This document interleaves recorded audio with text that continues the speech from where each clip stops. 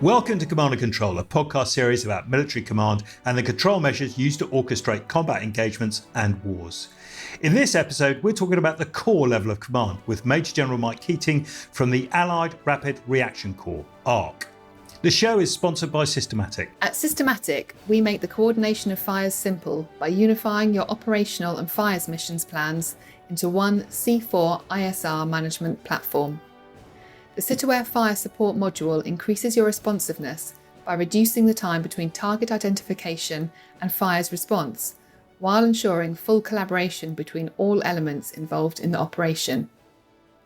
Sit-Aware is trusted by more than 50 nations worldwide, including 17 NATO nations, and is the world leader in command and control software. Sit-Aware is trusted by more than 50 nations worldwide, including 18 NATO nations, and is the world leader in command and control software. For land warfare, there are well-established levels of command and functionality built on the magic number of 3. 3 sections in a platoon, 3 platoons in a company, 3 companies in a regiment, 3 regiments in a brigade, 3 brigades in a division, 3 divisions in a corps, 3 corps in an army group, 3 army groups in a field army, and so on. For a matlow, this is all pretty clear, and there's a huge quantity of historical evidence that tried and tested alternatives have not been satisfactory or successful, as that structure has been, which has been battle tested over peer combat, long and short wars, counterinsurgency, peacekeeping, major combat operations, et al. Sure, C2 will be contextual, and the details, even the force structure associated with it, might change for each instance. But in general, there's been no compelling reason to revolutionise something that has worked for millennia. In all of this, it's the division, right? The smallest combined arms formation that is self-contained, self-sufficient, and where command actually executes the war fighting. When you start to operate several divisions together, you need, according to doctrine, the corps level to sit on top of it. I worked, as many of the audience will have done, inside a Div HQ. The span of expertise was significant, the depth notable. But back then, for me in Iraq in 2003, I didn't really see the core HQ working over us. My work was down and out and not up and in. And there are fewer people still who worked at the core level. But with the Ukraine experience in C2 evolving, moving towards a core structure, I wanted to understand more about this level of C2. And the more I got interested, the more I wanted to understand how the core level had evolved. To help me understand this aspect of C2, we have managed to persuade Major General Mike Keating to have a chat with us. Now, Mike is the Chief of Staff at HQ ARRC. An aviator by his original specialisation, he gained his badges in Northern Ireland and Bosnia, commanding at most levels and gaining operational experience in Iraq, South America, and he's deployed squadrons to Afghanistan, Kenya and the Far East when he commanded 9 Regiment Army Air Corps. He's held a number of staff appointments in the Ministry of Defence, as you'd expect. But importantly for this conversation, he was also Deputy Commanding General Support at 3rd US Armoured Corps. So Mike has experience at the corps level, not just at HQ ARRC, but also in the US. This puts him in the interesting position of being able to talk about the core level generally, as well as the specifics of HQ ARRC, which we're going to get into in this show. Mike, listen, welcome to the show. It was a long, slightly convoluted intro there, but I just wanted to give us a level. Many of the audience are going to be aware of the core level.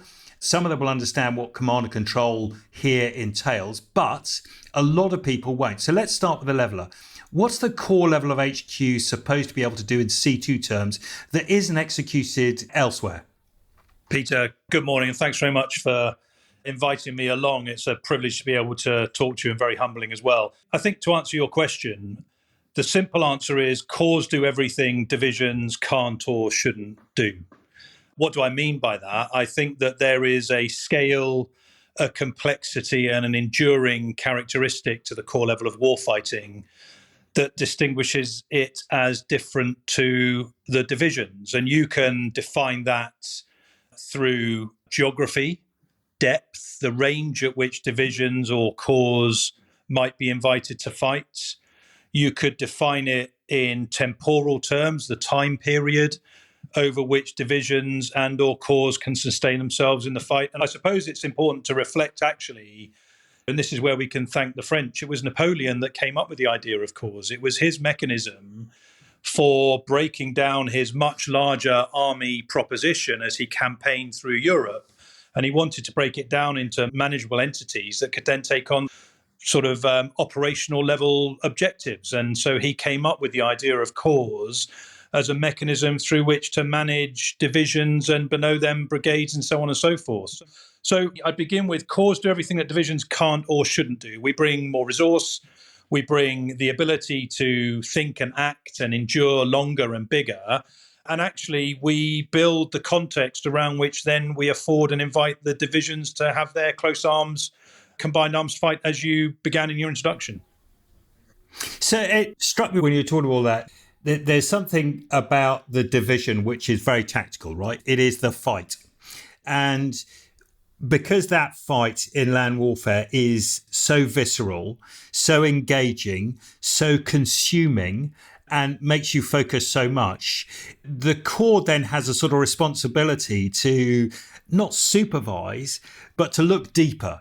And it is the first real element where I think about operational level thinking coming into it, where the divisions are fighting, but the operation that sits over the top of it, the sort of campaigning approach, is that one of the keys to core level C2? Yeah, so I think it's probably worth me putting a NATO slant on this. So in the context of NATO, cores are higher tactical warfighting echelons. So they sit at the very top of the tactical echelon of NATO's warfighting architecture. So to be pure about your question there, Peter, they're not operational level, but they are the interface with operational level forces. In the context of NATO, Joint Forces Command, the Land Component Command, and so on and so forth. I would argue in modern day warfighting, therefore, it's the core which is the interface with the operational level and integrates multi-domain effects that comes from that operational level. It's the core in a NATO context of warfighting that sets the divisions up for their fight. And the core's responsibility is to make that fight as unfair for the enemy as possible by doing everything that we can at range, in the deep defined geographically and in the deep defined temporally, to make sure as we unleash our divisions over time into these wicked problem sets that we ask them to resolve, the division's close combat fight, we've done everything possible we can at the core level to set them up for success, whilst at the same time acknowledging that whilst that singular division or multiple division fight is ongoing, the core still has a part to play in the physical and the conceptual deep, because war fighting doesn't stop just at the end of a division battle, respectively. It goes on and on and on. And I think what I would say is, certainly through the lens of NATO, and I think this is true globally, there is a renaissance in the core level of warfighting. I was very privileged to spend 2 years as a Deputy Commanding General for support of the 3rd Armoured Division. They recognise the industrial scale that's necessary for large-scale warfighting. That realisation has certainly been brought home to many European nations in NATO, including the UK, as a result of what's going on in Ukraine. And I think that's what you're now seeing through the defence review from the UK and the commitment to NATO's family of plans, is this recognition that the core level of warfighting is now the unit of currency in land warfighting on the European theatre of operations. And so we've got to do everything we can to set our divisions up for the unfair fight, recognising, though, that the fight will endure for a period of time, and cause, therefore, synchronise and sequence their divisions through the enduring nature of that fight. So you talked about that in NATO terms. You also touched on the US thinking about cores. Are they very different or are they similar? Has NATO followed the US? How has it evolved? You talked about this renaissance. I mean, that's not just come about from Ukraine. The US arguably was talking about the core level a few years almost before that, as it started to think about its Pacific problems. Yeah, I think they are very similar. I'm not sure one has necessarily followed the other. I just think, for very understandable reasons, for most European countries, much smaller armies, the nature of conflict in Iraq and Afghanistan that has hitherto defined 20 years of conflict has been at relatively small scale. So the fight has been different. Every patrol would have an air-land interface, would have a TACP or a JTAC. There would be air stacked over the top of patrols. Rightly so, they were the conditions within which we were operating. I think that life has moved on, and the recognition of the risk of the return of large-scale combat to the European theatre has changed the calculus for us. It's been a reawakening, not an awakening, but I think a reawakening to the realities of what it is that we need to be prepared to undertake. And as we come to terms with that, to deter Russia from doing in Europe that which it chose to do in Ukraine in 2022. So I think that my experience tells me, certainly as a DCG of the 3rd Armoured Corps and now Chief of Staff here, as I've watched the ARRC accelerate to operationalise itself and prepare for 21st century warfighting, they're remarkably similar. The expectations, the requirements, the level of ambition, the demands we're placing on our people, but the recognition as well that corps set the context within which divisions have to fight.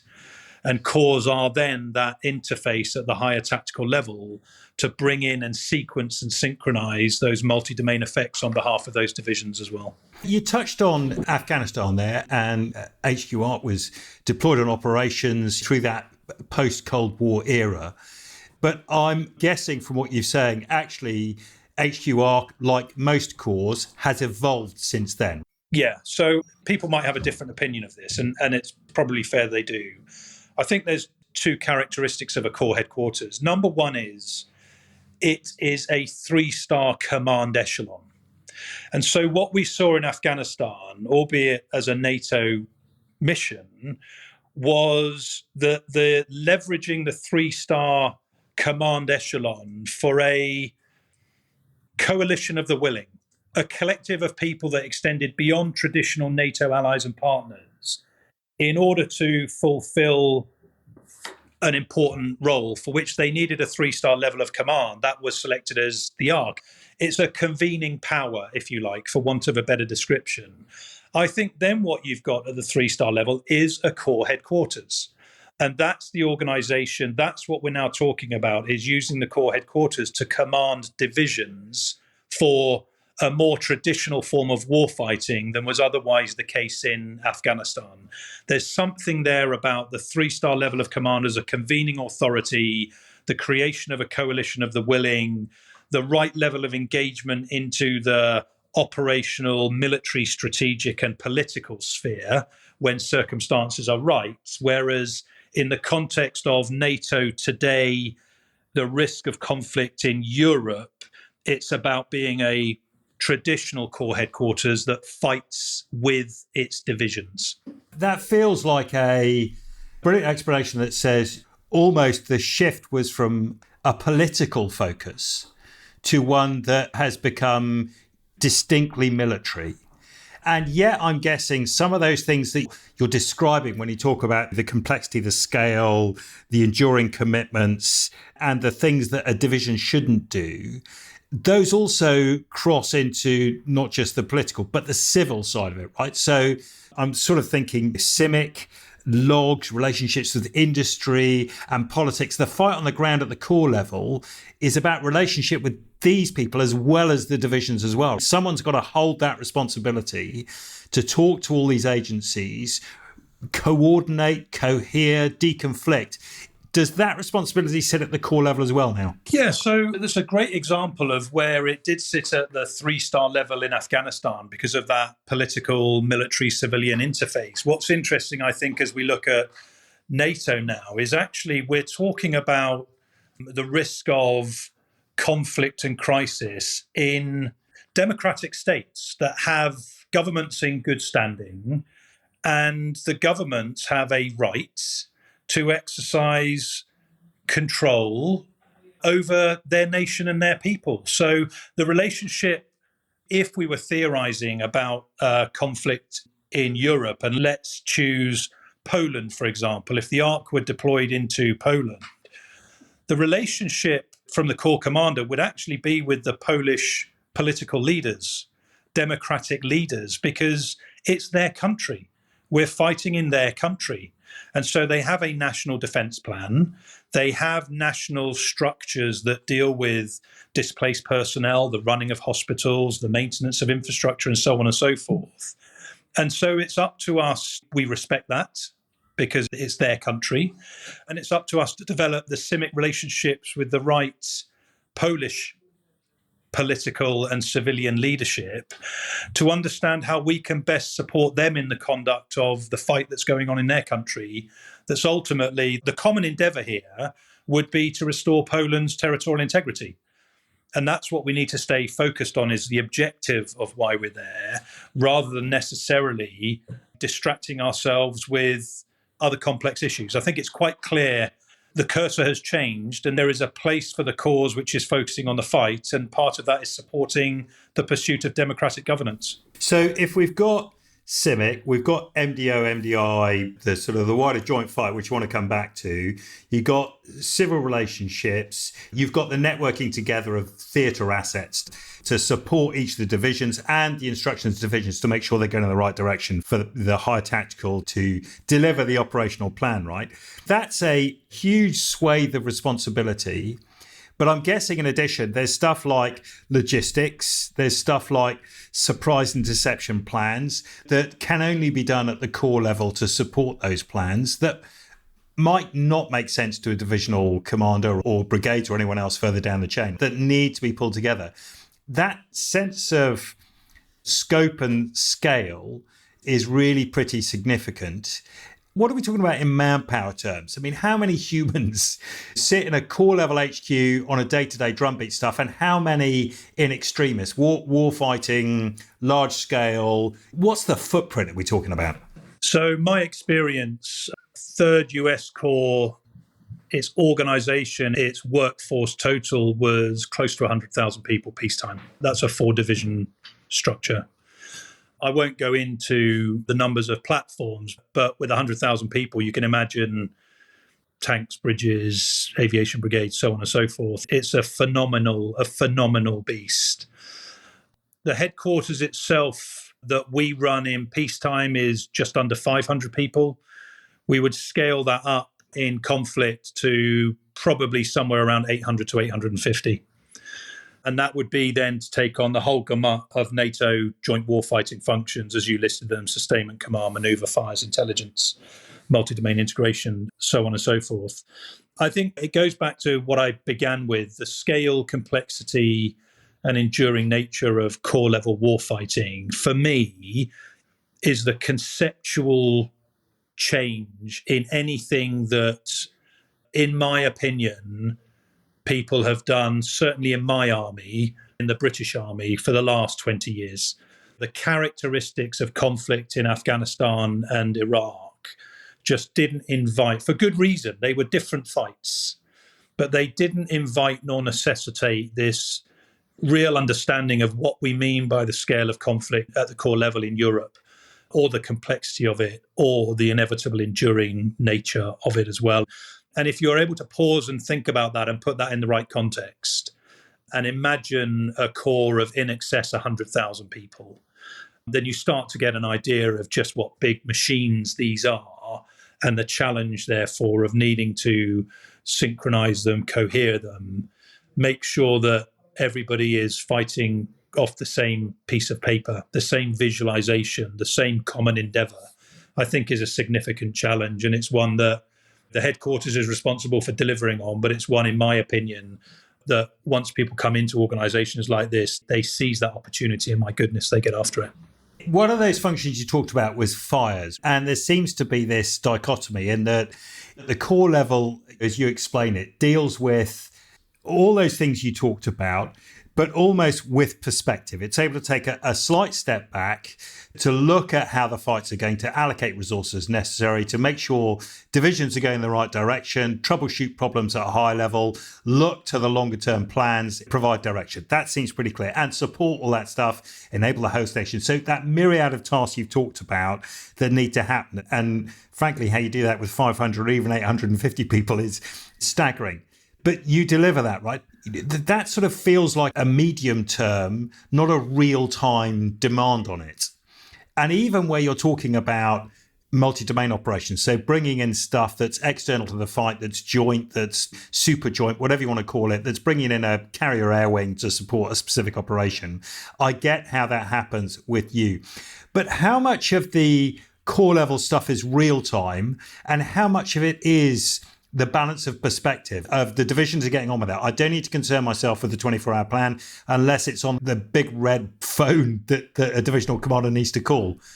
I think the common factor there is time, and time is relative in the context of core and division fighting. What do I mean by that? What I mean is at the core level today, let's theorize a bit here, we are looking at a problem that's 5 days hence, and we're trying to understand that problem.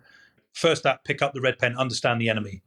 Where is the enemy 5 days from now requires a bit of prediction, it requires a bit of anticipation, it requires a bit of perception, as you said earlier, to make sure that we are understanding the enemy, see the enemy, and then understand ourselves, see ourselves, so that we can apply the right effects at the right time in the right space against that enemy.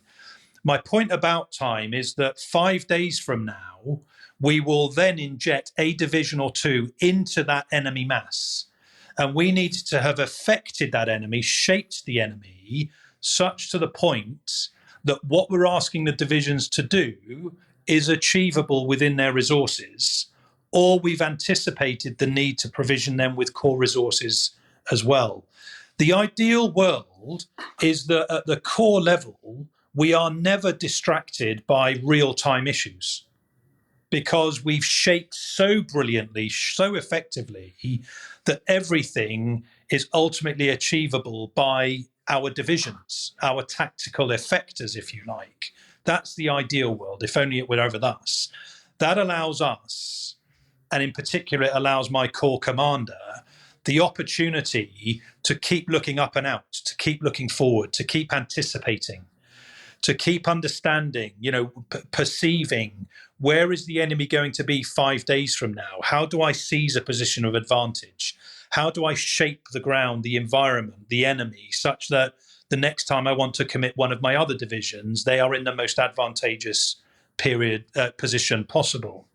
So I think that's what excellence looks like, is the benefit of having a core commander and a core echelon that's always ahead of the game, always 4, 5, 6, maybe more days out would be perfect.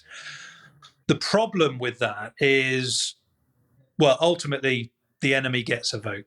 The enemy never behaves 5 days later how you were expecting to behave 5 days previously. And then in classic terms, just bad stuff happens, doesn't it? A bridge is denied to you, air cover doesn't arrive when you had provisioned it or anticipated it, so on and so forth. So I don't think we'll ever get to a world where the core commander and the core headquarters are never distracted by real-time issues.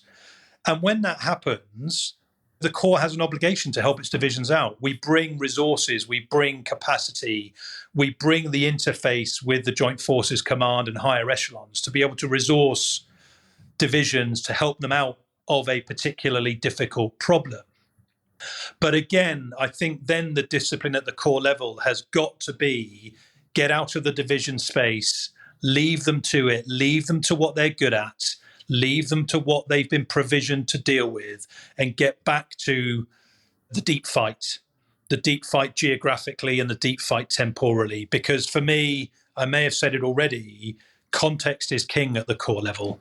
It's about what's going on around those divisions, both physically, geographically, but also in time terms. That's the duty we owe our divisions, is to set them up for the most unfair fight possible. And we do that by getting ahead of the game and shaping the enemy over time and at range as effectively as we can. You explain it brilliantly and you make a compelling argument for it. The thing that strikes me when I'm thinking about this is, how do you train people to do this at this level? Because the temptation is always to get back down into what you know. For me, it was, if you're on a battle staff, you almost want to interrupt the ship or the task group that's doing stuff and say, no, you're doing this wrong, go this way. Here's a helpful hint, From core level, I imagine, doesn't go down that well. How do you train people? How do you select them and pull them to that level to avoid interference and become the critical assister? So I think, first of all, you've got to recognise everybody's experience is valid and everybody brings something to the fight. And from an ARRC perspective, we get people from 21 different nations that come in here. It would be wrong of somebody like me to say whether they're a Brit or any one of the other 20 nations, to give them the impression that their experience and their contribution doesn't matter and they've got to learn from us because we know everything. I happen to think that as a headquarters, we are so much richer for the fact that we bring 21 different nations worth of experience in. And even some of those smaller nations, I'll give you one example. We were privileged enough a little while ago to have a Finnish officer join us. That's a singleton officer post in this headquarters. But what that individual brings in terms of the Finnish way of fighting, which is actually a whole of society response to defending their country, is enlightening to us when we start to think about how do you scale up, nations win wars, not just armies. And so everybody, regardless of the numbers or size of their contingent or their experiences, brings something. I think what we've got to do is create an environment that is humble enough to recognize that we are in a different world now. It does require a different way of thinking. And I just go back to their scale, complexity, and enduring nature of warfighting. It's not something that for 20 years of any military, frankly, in Europe, certainly, they are not characteristics that we've had to become comfortable with. So our logisticians, they bring a skill set and experience which has relevance. But when we talk about sustaining a core of 100,000 people, hundreds of tanks, hundreds of Hellfire missiles for attack aviation, millions of rounds of 5.56 ammunition, the blood supply that we will need, the numbers of casualties we might have to attend to, how do we maintain and sustain our route network in order to flow our logistics? Where does our fuel come from? So on. This is a different scale of thinking. And what we have to do is ignite the imagination to contest with that reality and then encourage people to want to buy into that as a truth. It's an inconvenient truth for many, but it is a truth. And we need to get our heads around this and generate a learning culture to get after it. I think the second point that I'd make then is I don't use the word training anymore. I use rehearsal. Everything we do has got to be a rehearsal for the mission and tasks that we could well be assigned to undertake. And we're privileged enough to now work with a multi-corps land component command in NATO. What does that mean? It's a land component command, but it's bigger. It takes on more corps. It's a multi-corps land component command. And last year, we trained with a multi-corps land component command that had 6 corps under command. It was a CPX, a command post exercise, but that's in excess of 600,000 personnel deployed into Europe fighting. So you sort of think a corps got a problem. Imagine what it must be like being a multi-corps land component command. So these problems are exponential. It doesn't mean that they're impossible, but what it does tell you is that they're serious. They're big problems. And we've got to start unpacking the reality of this so that people like me, reliant on brilliant staff that I've got in the ARRC headquarters, we know the science behind the art as well. And bringing that science, particularly, and we might talk about this in a bit more detail, the data that drives 21st century warfighting, how we manipulate that data now to the point that we can give decision-worthy outcomes to the commander at a speed of relevance. I think that, for me, is the 21st century challenge that we face in land warfare today. Let's come to that in a sort of roundabout way, because you've talked about how you enable, build a headquarters, try and get them operating at the right level. How do you test and validate that? There's no way anyone's going to generate 3 divisions for you to run around and just throw you problems. You might have a land component commander who'll be wanting to ensure that you can perform, but again, doesn't have the time to throw his entire staff at you to give you even 24 hours of full-time problem sets on a sort of warfighting, realistic way. How do you validate that? Do you go through validation? What does it look and feel like? Yeah, so there's a standard NATO validation process. It's called combat ready evaluation, prevail. So that's a thing. The detail of it, well, it's really subject to another podcast, I think. There's national validation as well. So every nation in NATO has an obligation to offer nationally validated forces to NATO when we come on roster. So in the UK, that's the responsibility of the Land Warfare Centre. And I think if you were to go to Salisbury Plain training area today, you would find it a hive of activity from the lowest tactical level right the way up to brigade manoeuvre and divisional CPXs and so on and so forth. I think actually at the corps level, there's a recognition, though, that you can't get a whole corps out on the ground. It's just not realistic. Frankly, it's not affordable, and it's not affordable for anybody, dare I say it. But I do think that there is something here around simulation. You can simulate the scale, complexity, and enduring nature of core and multi-core level conflict in the simulated environment. And that's certainly something that we do. It's the only way that we can really do what it is that we do. I think that what I've noticed over the 3 or 4 years that I've been involved at the core level is in the context of simulated higher tactical warfighting, it's actually the value of a real world enemy, an enemy force that's playing as if they were in the real world, as devious as they can be, as conspiring as they can be, as difficult as they can be, so that we're not just playing a computer game for the sake of it. We have to have at the other end of the problem set some human beings who are intent on defeating us as we are intent on defeating them. And it's got to be visceral in order to challenge the staff, because otherwise we don't get the true benefit out of the simulated world. It's all too easy to tell ourselves that was a great plan, the aviation deep attack went off seamlessly, and so on and so forth.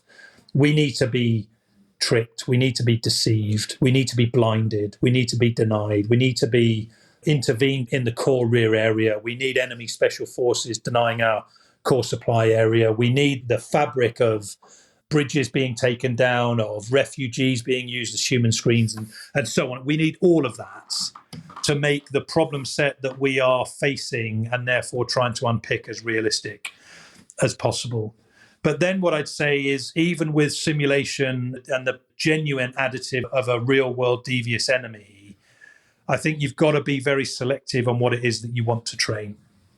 You can't boil the ocean on all of these things and train every echelon across the full panoply of warfighting tactics. I think you then have to, and this is why I think it's so important that rehearsing is a command-led endeavor, because what we must rehearse, what we must put the staff through in terms of reps and sets, exercising these muscles, is exactly what it is the corps commander wants to get better at. So you become quite selective on which parts of your orchestra, which parts of your tapestry you want to be rehearsing on training venues, because it's so big, it's so complex that you can try and do too much and kid yourself that being busy is the evidence of making progress. And that's categorically not the case. You need to be forensic on which muscles are you going to be developing today for what purpose, and how does that manifest itself with very specific staff training, staff processes and procedures.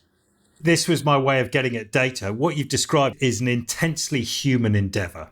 It really is. It's about relationships. It's about reps and sets. It's about creatively thinking about problems. It's about who you go to ask for advice, to seek additional information. How much does data work within this? Is it an addendum? Is it, an added extra? Is it nice to have? It is essential. I mean, where does data sit? Everyone talks about it. Everyone thinks that AI is the be all and end all and the panacea and the solution. It feels like it isn't the case, but data must play a significant part. Yeah, whether we like it or not, data's everywhere. We can't get away from it. I think that data is the defining characteristic of 21st century warfighting. It's out there. The big challenge, what do I mean by that? The big challenge is, how do we harness it? How do we stop floating around in these oceans of data and go hunting in them for exactly what it is that we need in the right time, in the right context, in order to allow people like my corps commander to make the most effective timely decisions possible and necessary so that we have the greatest effect on the enemy and ultimately draw this war, this conflict, to as timely a conclusion as possible. I mean, none of us want to be fighting forever. That's a route to disaster. But if we do find ourselves in that unfortunate position, we want to be using the data at our fingertips to be as effective as we can, as quickly as we can, in order to draw things to a conclusion. So I think data's everywhere. It's really interesting for me from a practitioner's perspective at the moment, right now, is what's the mechanism through which we are able to harness that data. People do talk about artificial intelligence and large language models and so on and so forth. They're out there, but they're not profligate at the moment. They're not in our bloodstream. And until they are, we're still going to rely on humans doing the hard graft, humans doing the analysis, humans doing the data collection. And that feels very much where we are today. And I say that very deliberately because certainly from a contemporary core headquarters perspective, we have to hold on to what we know works today because we could be called today or tomorrow to do our job. And so I think there's much promise, much potential in artificial intelligence, large language models. They don't quite feel like they're present in my world today to the degree that I know that they can be. There's the potential out there to make the most extraordinary bounds. And I think you are seeing them. I think you are seeing some of those benefits. Ukraine, for those that monitor it carefully, is probably a good illustration of where data, artificial intelligence is developing a competitive edge, both for Russia and for Ukraine. I would imagine, and I don't study it as closely perhaps as I should, that Israel is a phenomenal exemplar of how it can harness data to become more effective.